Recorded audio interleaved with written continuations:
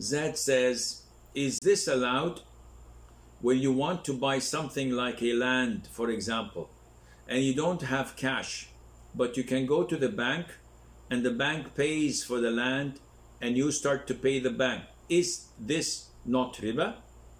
I was in an Islamic bank or an Islamic dars, and the sheikh told us that that's okay. Please help me out. No, this is not okay. And I am 100% certain that you misunderstood what your sheikh said.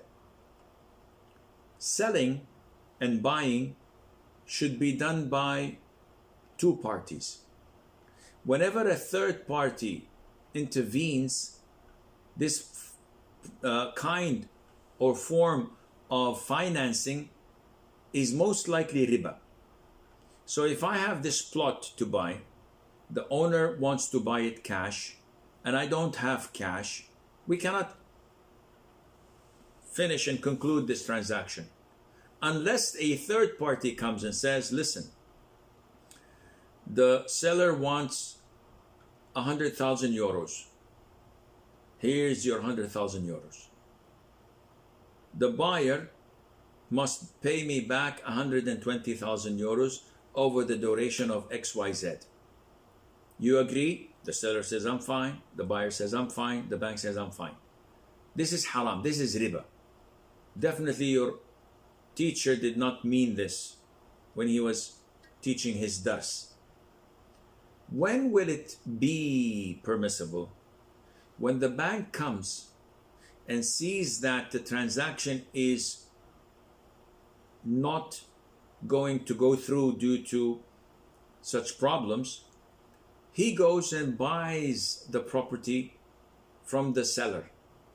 He gives him the 100,000 euros. Now it is in the bank's name with no strings attached from my side, no commitment. After he possesses the property, he calls me and says, I have the property you're interested in. I'm willing to sell it to you for 120,000 euros divided by 10 years. If I'm interested, I say, okay. If I'm not, I say, no, I think I'll pay rent. And he will become stuck with the property. In this case, this is totally halal and legit because I have the choice to buy or not to buy. While in the first scenario, I am forced to buy because he did not buy it from the seller until he took guarantees from me and commitment and transfer of my bank account, my salary to him, etc.